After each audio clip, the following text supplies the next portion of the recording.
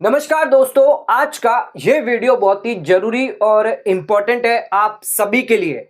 आज के इस वीडियो का टॉपिक है, अगर आपकी भी बैंक में फिक्स डिपॉजिट है तो अप्रैल महीने में कर ले ये जरूरी काम। दोस्तों, अप्रैल महीना शुरू हो चुका है और अगर आपकी बैंक में, पोस्ट ऑफिस में या किसी कोऑपरेटिव बैंक के अंदर आपने फिक्स डिपॉजिट कराई है तो अप्रैल महीने में आपको इन बातों की जानकारी होनी चाहिए जो आगे हम डिस्कस करने वाले हैं। पॉइंट वाइज आपको बताने वाले हैं किन किन बातों की आपको जानकारी होनी चाहिए, आपको जानकारी रखनी चाहिए, अन्यथा आपको भारी नुकसान भी झेलना पड़ सकता है। तो दोस्तों, किन किन बातों के बारे में डिस्कस करेंगे, पूरे पॉइंट वाइज हम आपको डिटेल जानकारी देने वाले हैं कि अप्रैल महीने में आपको क्या करना होगा। अगर आपकी बैंक में फिक्स डिपॉजिट है, फिक्स डिपॉजिट एफडी है, तो आपको डिटेल के बारे में जानकारी जरूर रख ले।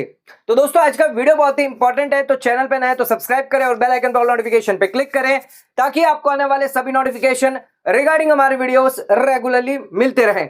आइए स्टार्ट करते अपना आज के वीडियो को बिना किसी देरी के।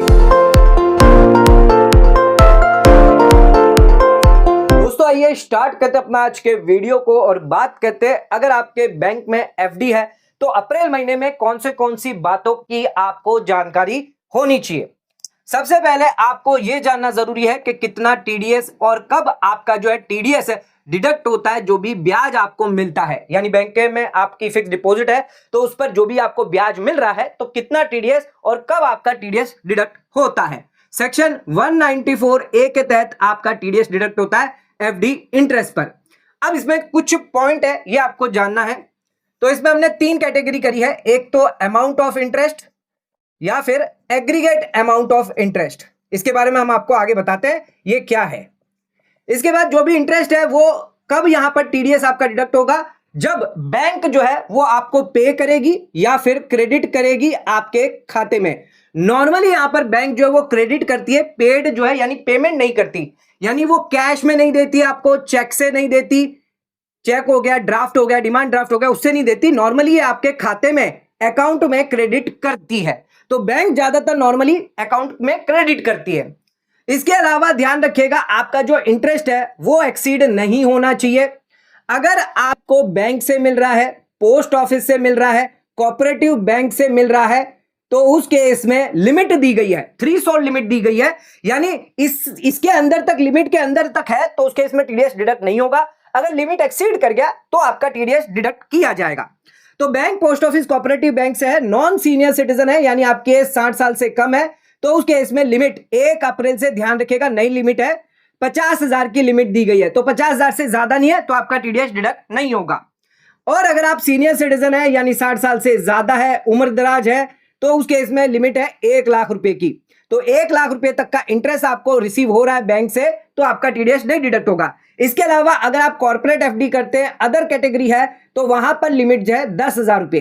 तो यह लिमिट आपको ध्यान होनी चाहिए कि अगर आप सीनियर सिटीजन है तो 1 लाख तक इंटरेस्ट आपको मिल रहा है किसी बैंक से, पोस्ट ऑफिस से, कोऑपरेटिव बैंक से, तो आपका टीडीएस डिडक्ट नहीं कर सकती। अब इन तीनों चीजों को समझना आपके लिए जरूरी है। सबसे पहले बात करते हैं अमाउंट ऑफ इंटरेस्ट और एग्रीगेट अमाउंट। ये कहना क्या चाहता है कि अगर बैंक ने पूरे साल में, मान लीजिए अगर अक्टूबर महीने में आपका जो इंटरेस्ट है वो क्रेडिट किया, 60,000 रुपए क्रेडिट किया, तो यहां पर बाकी और किसी महीने में क्रेडिट नहीं किया, सिर्फ एक बार ही किया है, तो यहां पर देखी जाएगी ये 60,000 रुपए जो है वो इस लिमिट से अगर ज्यादा है तो आपका टीडीएस काट लिया जाएगा।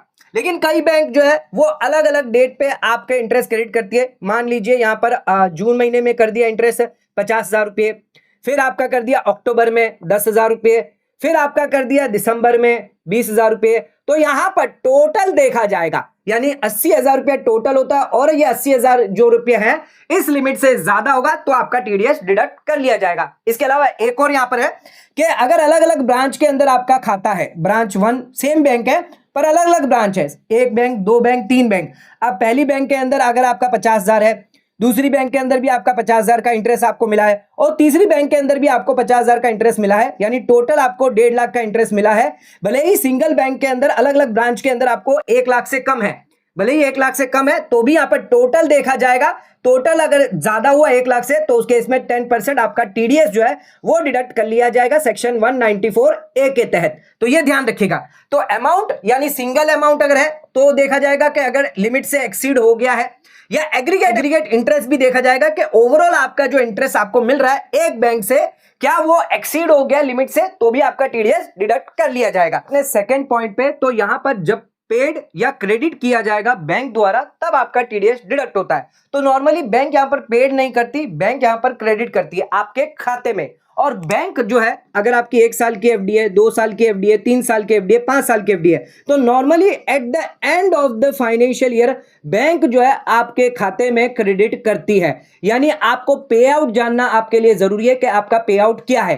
क्या आपका पे आउट मंथली है, यानी बैंक आपको मंथली दे रही है, या बैंक आपका क्वार्टरली आपने चूज करके रखा है, या आपने ईयरली चूज करके रखा है। तो ज्यादातर नॉर्मली बैंक जो है वो ईयरली देती है अगर आपने कोई भी पे आउट चूज करके नहीं रखा है और आपकी 1 साल की, 2 साल की, 3 साल की, 5 साल की या 10 साल की फिक्स डिपॉजिट है, तो नॉर्मली बैंक जो है वो ईयर एंड में आपके इंटरेस्ट क्रेडिट करती है। नॉर्मली मार्च के महीने में जो है वो इंटरेस्ट क्रेडिट होता है। तो फाइनेंशियल ईयर 25-26 का अगर किसी का इंटरेस्ट क्रेडिट होगा तो वो होगा आपके मार्च 26 में। यानी इसमें आपके पास अच्छा खासा समय पीरियड हो जाता है। इसमें आप अप्रैल से लेकर फरवरी तक कभी भी यहां पर जो है फॉर्म 15G या फॉर्म 15H जो है वो जमा कर सकते हैं।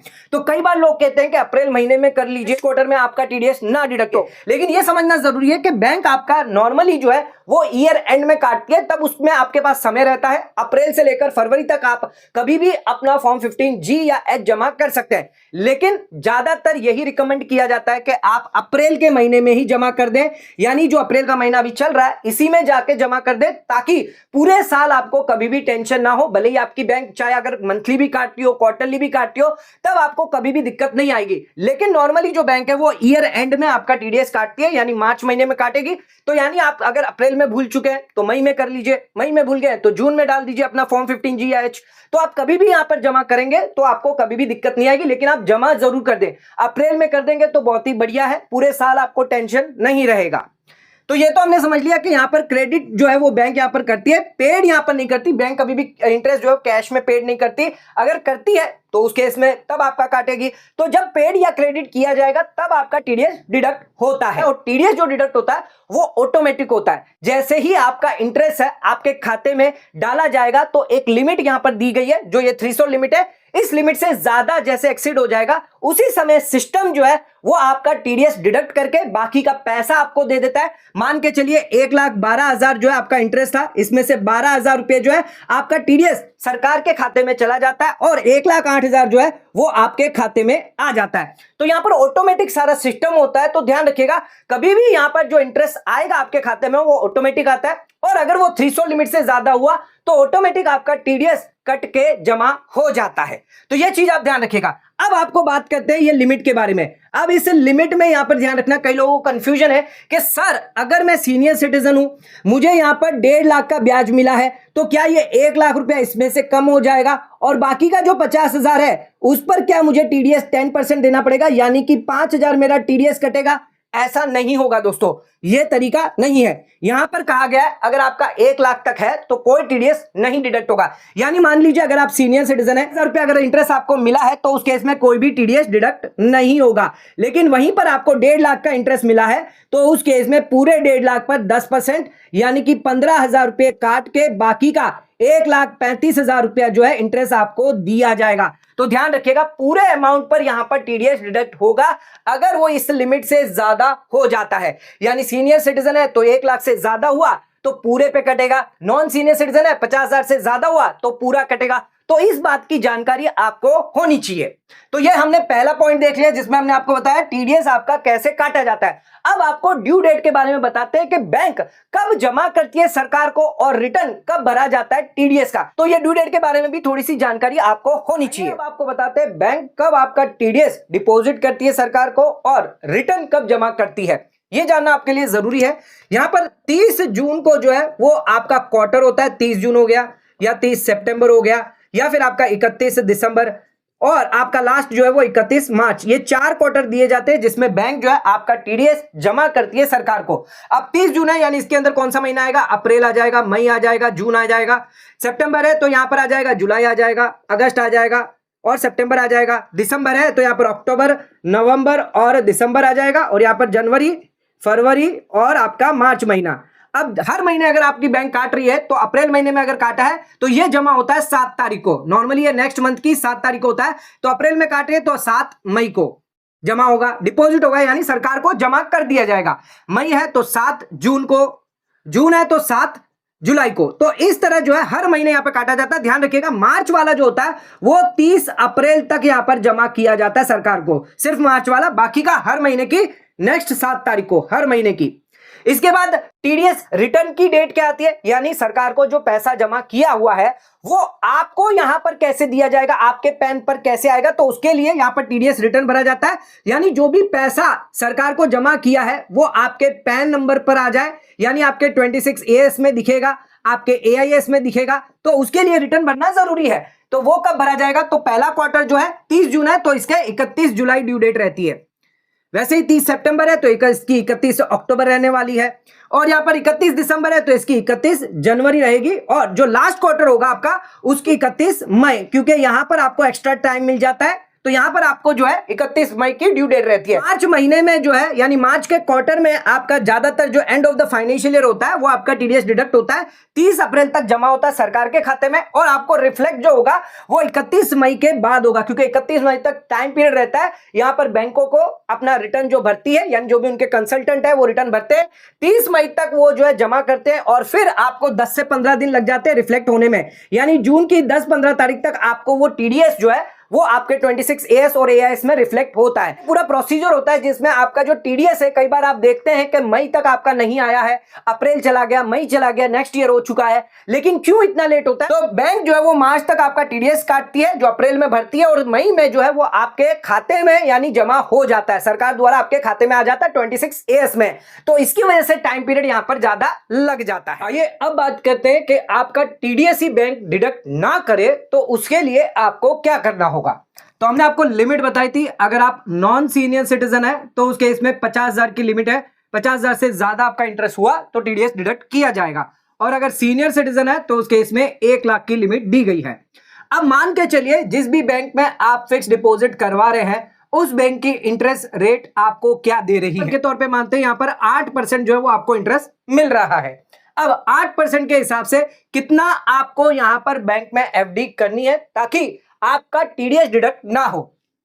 अगर आप नॉन सीनियर सिटीजन है तो उस केस में आपको ध्यान रखना है 50,000 डिवाइडेड बाई आपकी जो रेट है 8%, तो इस केस में निकलती आती है 6,25,000 रुपए, यानी 6,25,000 रुपए तक आप जो है एफडी कर सकते हैं किसी भी एक बैंक में। आप चाहे तो एक बैंक में करें या अलग अलग बैंकों में 6,25,000 तक की एफडी कर सकते हैं, यानी मल्टीपल बैंक में आप कर सकते हैं अलग अलग 6,25,000 की एफडी, या चाहे तो आप बैंक में कर सकते हैं या फिर आप पोस्ट ऑफिस में भी करेंगे अलग से तो भी कोई दिक्कत नहीं है। अगर 6,25,000 तक अगर आपने एफडी करी है तो उस केस में आपका जो इंटरेस्ट बनेगा वो 50,000 के अंदर होगा, आपका कोई भी टीडीएस जो है वो डिडक्ट नहीं किया जाएगा। तो 6,25,000 तक चाहे आप एक बैंक में बात करें या फिर मल्टीपल बैंक के अंदर आप करते हैं या बैंक या पोस्ट ऑफिस में करते हैं तो आपका यहां पर कोई भी टीडीएस डिडक्ट नहीं होगा। सीनियर सिटीजन है तो उस केस में यहां पर आपका 1 लाख आ जाता है, 1 लाख डिवाइड बाई 8% यानी 12,50,000 रुपए तक की आप एफडी कर सकते हैं। तो यहां पर आप 12,50,000 तक की कर सकते हैं। नॉन सीनियर सिटीजन है,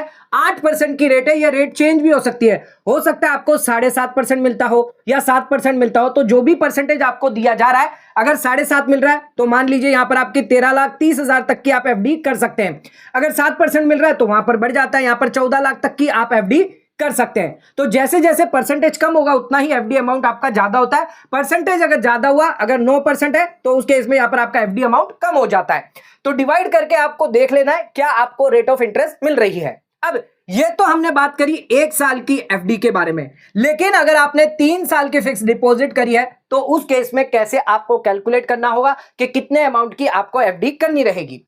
तो आपके 1 साल हो गया, 2 साल हो गया, 3 साल हो गया, तो यहां पर ध्यान रखिएगा अगर आप सीनियर सिटीजन है और आपको यहां पर 8% का जो है इंटरेस्ट दिया जा रहा है और 1 लाख रुपए आपकी लिमिट है, तो 1 लाख डिवाइड बाय 8 करूंगा तो 12,50,000 की आपको एफडी करनी है। लेकिन एक चीज ध्यान रखिएगा, 12,50,000 जो है वो आपको पहले साल में ही यहां पर नहीं कर देनी है। ये एक इंपॉर्टेंट चीज है कि 12,50,000 की सीधी आपको एफडी नहीं करनी है, कि हमने आपको बताया 12,50,000 की करनी है। अगर आपका 1 लाख है डिवाइड बाय 8 है, 8% है तो 12,50,000 की कर दीजिए। लेकिन ये जो है वो सिर्फ 1 साल वालों के लिए। अगर आपकी 3 साल की है, 5 साल की है, तो उस केस में कैलकुलेशन जो है थोड़ा सा चेंज हो जाता है।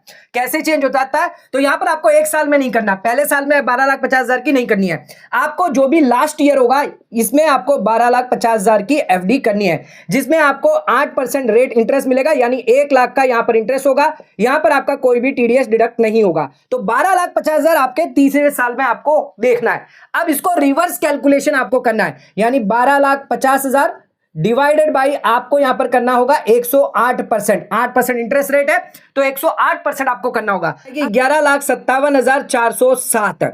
इसमें भी यहां पर 8% निकालेंगे तो ये भी 1 लाख रुपए से कम होगा आपका इंटरेस्ट। इसके बाद वापस आपको पहले साल में आना है, 11,57,407 यहां पर करना है, डिवाइड बाई 108% यहां पर करना है, 10,71,670। तो यानी कि आपको जो है 10 लाख आपको एफडी कितने की करनी होगी? 10,71,670 की अगर आप एफडी करते हैं, सीनियर सिटीजन है एक बैंक के अंदर, अगर आप 3 साल की फिक्स डिपॉजिट करते हैं, 3 साल की, अगर 1 साल की करेंगे तो 12,50,000 की आपको एफडी करनी है। लेकिन अगर आपने 3 साल की करी है तो उस केस में आपको 10 लाख की एफडी करनी है। 10,71,000 की आप एफडी करेंगे। आपको रिवर्स कैलकुलेशन करना है। अगर 5 साल की हुई तो 5 साल में आपको 12,50,000 डाल के देखना है। फिर आपको चौथे साल में 12,50,000 डिवाइड बाई 108 करना है। फिर जो भी यहां पर रेट निकल के आएगी, जो भी अमाउंट निकल के आएगा, फिर वो जो अमाउंट होगी फिर आपको 108 करना है। ऐसे आपको करते रहना है। फिर आपको यहां पर लास्ट में पता चलेगा कि कितना आपको एफडी करना है। जैसे हमने यहां पर निकाला है वैसे ही आपको 5 साल में निकालना है, 4 साल में निकालना है, 2 साल में निकालना है, इसी तरह निकालना है। आपको कुछ नहीं करना। आपको जो भी तीसरे साल का होगा, यानी तीसरे साल में 12,50,000 है, इसको डिवाइड करना आपको 108%, यानी कि आपको यहां पर जो है इंटरेस्ट फिर आपको निकलेगा 1 लाख रुपया। 8% पे इंटरेस्ट 1 लाख रुपया निकलेगा। अब इससे होगा यह फायदा कि आपको हर साल, हर पहले साल, दूसरे साल, तीसरे साल कभी भी आपका जो टीडीएस है वो डिडक्ट नहीं होगा। तीनों साल में आपका जो टीडीएस है वो 1 लाख रुपए से कम होगा दोस्तों। 1 लाख रुपए से कम आएगा, जिसकी वजह से आपका कभी भी टीडीएस नहीं डिडक्ट होगा। कई लोगों को पता नहीं होता है कि उन्हें कितने की एफडी करनी चाहिए। वो पहले साल ही 12,50,000 की कर देते, जबकि टेन्योर वो 3 साल या 5 साल का लेते हैं, जिसकी वजह से नेक्स्ट ईयर जो है उन्हें इंटरेस्ट की लायबिलिटी आ जाती है टीडीएस जमा करने की, क्योंकि वहां पर आपका इंटरेस्ट क्यूमुलेटिव होता है और इंटरेस्ट जो है नेक्स्ट ईयर आपका बढ़ जाता है, यानी टोटल एफडी अमाउंट और इंटरेस्ट मिलाकर जो है बढ़ जाता है। और 8% पे अगर कैलकुलेट करेंगे तो वहां पर आपका 1 लाख रुपए से ज्यादा इंटरेस्ट निकल के आएगा, तब आपका टीडीएस डिडक्ट हो जाएगा। तब फिर से आपको फॉर्म 15G जमा करना पड़ेगा। तो हमें इस पूरे प्रोसेस को ही रोकना है। तो आपको ध्यान रखिएगा, जो भी आपका टेन्यूर है, चाहे 3 साल का हो या 5 साल का हो, लास्ट टेन्यूर पर आपको 12,50,000 दे देना है। उसके बाद आपको 108% करके पीछे की तरफ आपको जाते रहना है, जो हमने यहां पर आपको बताया। 12,50,000 है, फिर आपको डिवाइड करना है 108, अमाउंट जो आपकी निकलेगी फिर आपको यहां पर करना है 108 से। फिर ये अमाउंट हुई, अगर चौथे साल है तो फिर आपको 10,71,670 डिवाइड बाय 108 करना है। फिर जो अमाउंट आएगी फिर आपको करना है। तो यहां पर उल्टा आपको चलना है, 12,50,000 पहले नहीं, आपको लास्ट में रख के फिर 108% डिवाइड करते रहना है। अगले पॉइंट पे तो आपको फॉर्म 15G जमा करना होगा अगर आपका जो इंटरेस्ट है वो 50,000 और 1 लाख की लिमिट से एक्सीड कर जाता है। सबसे पहले ध्यान रखिएगा, फॉर्म 15H जो है वो सीनियर सिटीजन के लिए है। यहां पर आप एनआरआई अगर है तो जमा नहीं कर सकते। फॉर्म 15G भी एनआरआई के लिए जो है वो अलाउ नहीं किया गया है। इसके अलावा अगर आप इंडिविजुअल है, 60 साल से कम है एज, HUF है, या फिर अगर कोई भी अदर एसएससी क्यों ना है, आपको अलाउ किया जाएगा। लेकिन अगर आप कंपनी है, फर्म है, तो उस केस में आपको अलाउ नहीं किया जाएगा। अब यहां पर लिमिट जान लीजिए कब आप फॉर्म 15G जमा कर सकते हैं। फॉर्म 15G की बात करते हैं और फॉर्म 15H की। तो यहां पर अगर बेसिक एग्जम्पशन लिमिट 1 अप्रैल से बात कर रहे हैं हम, 1 अप्रैल 2025 से यहां पर अगर आप न्यू टैक्स रेजिम जो है वो ऑप्ट करते हैं तो 15G के लिए यहां पर लिमिट है 4 लाख रुपए की। तो 4 लाख तक अगर आपका है तो 15G आप जमा कर सकते हैं। 15H के लिए भी यहां पर 4 लाख की लिमिट दी गई है। साथ में अगर आपको पेंशन मिलती है, अगर आप पेंशनर है तो आपको स्टैंडर्ड डिडक्शन भी मिल जाता है, तो उस केस में आपको 75,000 का और फायदा मिल जाता है। यानी एक्स्ट्रा और 75,000 का बेनिफिट मिलता है। इसके अलावा सेक्शन 87A रिबेट की अगर बात करें तो 15G में आपको अलाउ नहीं किया जाएगा। 15H में आपको 8 लाख का फायदा मिल जाता है, 8 लाख की टोटल इनकम का। तो यहां पर आपका जो टोटल अगर देखें तो 4,75,000 इन केस अगर आप पेंशनर है, पेंशनर नहीं है तो आपके लिए 4 लाख की लिमिट दी गई है। और अगर आप सीनियर सिटीजन है तो उस केस में 12,75,000 इन केस आप पेंशनर भी है। तो पेंशनर वालों के लिए 4,75,000, 12,75,000 है। पेंशन नहीं है तो उस केस में 75,000 रुपए जो है वो हट जाते हैं। तो यहां पर ये लिमिट दी गई है, यानी आपकी टोटल इनकम अगर इतनी है तो उस केस में आप जो है यहां पर फॉर्म 15G या H जमा कर सकते हैं। यहां पर 87A रिबेट का फायदा जो है वो नॉन सीनियर सिटीजन को नहीं दिया जाता। इसके साथ साथ एक और चीज यहां पर ध्यान रखिएगा, आपकी जो टैक्स लायबिलिटी रहेगी वो ऑलवेज निल रहनी चाहिए। आपकी टैक्स लायबिलिटी में 1 रुपया भी टैक्स आया तो उस केस में फॉर्म 15G जमा नहीं कर पाएंगे। मान लीजिए अगर आपकी शेयर्स की इनकम है और आपकी जो टोटल इनकम है बेसिक एग्जम्पशन से कम है या 12,75,000 से कम है, लेकिन आपकी टैक्स लायबिलिटी बन जाती है 500 रुपए भी बन जाती है, तो भी आप 15G या 15H जो है वो जमा नहीं कर पाएंगे। तो यह चीज ध्यान रखिएगा, टैक्स लायबिलिटी ऑलवेज आपकी नील रहनी चाहिए और टोटल इनकम आपकी बेसिक एग्जम्पशन लिमिट से कम। इसके साथ टोटल इनकम कैसे कैलकुलेट करेंगे, तो टोटल इनकम कैलकुलेट करने के लिए यहां पर फॉर्मूला दिया गया है। आपकी सभी हेड की इनकम, जैसे कि आपको सैलरी मिलती हो, रेंट मिलती हो, आपको पेंशन मिलती हो, या फिर आपको इंटरेस्ट मिलता हो सेविंग अकाउंट से, या आपको इंटरेस्ट मिलता है एफडी अकाउंट से, सीनियर सिटीजन सेविंग स्कीम से आपको ब्याज मिल रहा है। इसके अलावा अगर आपको कैपिटल गेन की इनकम हो रही है या बिजनेस की इनकम हो रही है, प्रोफेशन की इनकम हो रही है, तो ये सारी इनकम इंक्लूड करी जाएगी। तो टोटल इनकम आपकी हो गई और इसमें साथ साथ लेस किया जाएगा जो भी डिडक्शन है, अगर कोई अलाउ किया जा रहा है। नॉर्मली न्यू टैक्स रिजिम में अलाउ नहीं किया जाता ज्यादातर डिडक्शन, पर पुरानी ओल्ड टैक्स रिजिम है वहां पर आपको 80C अलाउ होता है, 80D अलाउ होता है। तो उसके बाद जो टोटल नेट इनकम निकल कर आएगी वो आपकी देखी जाएगी। ये नेट इनकम जो होगी आपकी, ये जो नेट इनकम होगी वो आपकी 4,75,000 या 12,75,000 रुपए से ज्यादा नहीं होनी चाहिए, तभी आप फॉर्म 15G H जमा कर पाएंगे। इसके अलावा एक और चीज ध्यान रखिएगा, यहां पर जो भी इंटरेस्ट है 15G के अंदर, अगर आप 15G जमा कर रहे हैं तो आपकी जो भी इंटरेस्ट इनकम होगी वो किसी भी केस में एक्सीड नहीं होनी चाहिए आपकी बेसिक एग्जम्पशन लिमिट से। तो बेसिक एग्जम्पशन लिमिट आपकी 4 लाख है और पेंशनर है तो 4,75,000 रुपए है, तो इंटरेस्ट इनकम जो है वो 4 लाख से ज्यादा नहीं होनी चाहिए। भले आपकी टोटल इनकम जो है वो आपकी 4 लाख के अंदर है, लेकिन इंटरेस्ट इनकम मान लीजिए 5 लाख रुपए है, तो उस केस में आप 15G जो है जमा नहीं कर पाएंगे। सीनियर सिटीजन के लिए ऐसी कोई भी कंडीशन नहीं दी गई है। नेक्स्ट आ जाते हैं अपने अगले पॉइंट पे। तो 12 लाख रुपए तक की आपकी इनकम है तो आप फॉर्म 15H जमा कर सकते हैं अगर आप सीनियर सिटीजन है। तो 12 लाख के ब्याज पर आप कितने तक की एफडी जो है बैंकों में कर सकते हैं। अगर मान के चले 12 लाख का आपको ब्याज मिल रहा है तो कितने अमाउंट की फिक्स डिपॉजिट आप अलग अलग बैंक में आप करके आप फायदा बेनिफिट ले सकते हैं। तो यहां पर हमने 3 बैंक के लिए ICICI बैंक, HDFC बैंक और यूनिटी स्मॉल फाइनेंस बैंक हमने यहां पर अज्यूम किया है। ICICI बैंक आपको 7% दे रही है, HDFC आपको 7.5% और यूनिटी स्मॉल फाइनेंस बैंक आपको 8% दे रही है, और तीनों में ही आपको 4-4 लाख का इंटरेस्ट जो है मिल रहा है। 4 लाख, 4 लाख और 4 लाख का ब्याज दिया जा रहा है। तो उस केस में आपकी टोटल जो है वो 12 लाख का ब्याज निकल कर आता है। अब यहां पर 12 लाख की इनकम है, 12 लाख का ब्याज निकल रहा है, तो मैक्सिमम कितनी आप एफडी कर सकते हैं। ICICI बैंक में आप 57 लाख की एफडी कर सकते हैं, HDFC बैंक है उसमें 53 लाख की एफडी कर सकते हैं, और यूनिटी स्मॉल फाइनेंस बैंक है उसमें आप 50 लाख तक की एफडी कर सकते हैं। यानी आपको क्या करना है, 4 लाख डिवाइड बाय आपको 8% करना है, तो यहां पर आपका निकल कर आएगा एफडी अमाउंट 50 लाख तक की एफडी जो है वो आप करेंगे। तो उस केस में यहां पर आपका 4 लाख का इंटरेस्ट, ये भी 4 लाख के अंदर, ये भी 4 लाख के अंदर इंटरेस्ट आएगा। टोटल इंटरेस्ट जो वो होगा आपका 11,96,000, यानी अराउंड नियरली 12 लाख रुपए तक आपका इंटरेस्ट आएगा। इसमें आप फॉर्म 15H जो है वो जमा कर सकते हैं, जिसके आपके कोई भी टीडीएस जो है वो डिडक्ट नहीं होगा सेक्शन 194A के तहत, और आप 1.60 करोड़ की एफडी भी कर पाएंगे।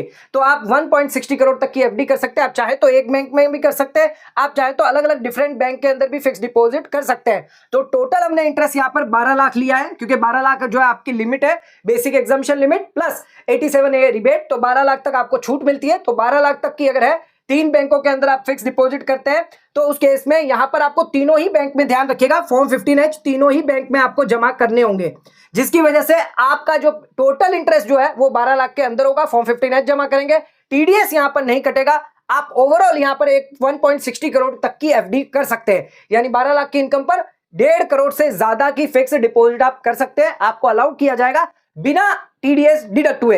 अगर इससे ज्यादा की अगर आप करते हैं, अगर आप 2 करोड़ की एफडी करते हैं तो उस केस में अगर यही ब्याज दरें मिलेगी तो यहां पर आपका टीडीएस डिडक्ट हो सकता है। तो वहां पर आपका टीडीएस डिडक्ट होगा, क्योंकि यहां पर आपका फॉर्म एच जो है वो नहीं चलेगा, क्योंकि उस केस में यहां पर आपका जो इंटरेस्ट है वो 12 लाख से ज्यादा होगा। और इंटरेस्ट अगर 12 लाख से ज्यादा हुआ, इनकम टोटल इनकम 12 लाख से ज्यादा हुई, टैक्सेबिलिटी हुई, टैक्स आया, तो उस केस में आप फॉर्म 15H जमा नहीं कर पाएंगे, आपका टीडीएस डिडक्ट कर लिया जाएगा। आ जाते हैं अपने आखिरी पॉइंट पे। तो यहां पर आप सर्टिफिकेट के लिए अप्लाई कर सकते हैं। आपका जो टीडीएस है या तो लोअर रेट पर डिडक्ट किया जाएगा या बिल्कुल ही डिडक्ट नहीं किया जाएगा। ध्यान रखिएगा, जो भी एसएससी है वो यहां पर अप्लाई कर सकता है सर्टिफिकेट के लिए। जो भी आपका जुडिशनल एओ होगा, यानी जो भी आपका असेसिंग ऑफिसर होगा, उसके लिए आप अप्लाई कर सकते हैं, जहां पर आपका जो टीडीएस है या तो लोअर रेट पर डिडक्ट किया जाएगा या फिर आपका टीडीएस ही डिडक्ट नहीं किया जाएगा। अगर आप फॉर्म 15H जमा नहीं करना चाहते और अगर आप दूसरे तरीके से यानी सर्टिफिकेट लेकर यहां पर सर्टिफिकेट जो है वो बैंक को दे देते हैं, तो उस केस में जो बैंक है वो आपका या तो लोअर टीडीएस रेट काटेगी या फिर निल यानी टीडीएस काटेगी ही नहीं। अब ऐसा क्यों होगा? क्योंकि यहां पर जो एओ है वो आपकी टोटल एस्टिमेटेड इनकम देखेगा। अगर आपकी टोटल एस्टिमेटेड इनकम जो है वो यहां पर, कई बार ऐसा होता है हम स्लैब में आते हैं या तो 0% की स्लैब में आते हैं या हम 5% की स्लैब में आते हैं, तो उस केस में हमारा टीडीएस रेट क्या है? इंटरेस्ट पर हमारा टीडीएस रेट है 10%। तो अब हमारी अगर हम 0 में आ रहे हैं तो हमारा टीडीएस ही क्यों काटा जाए?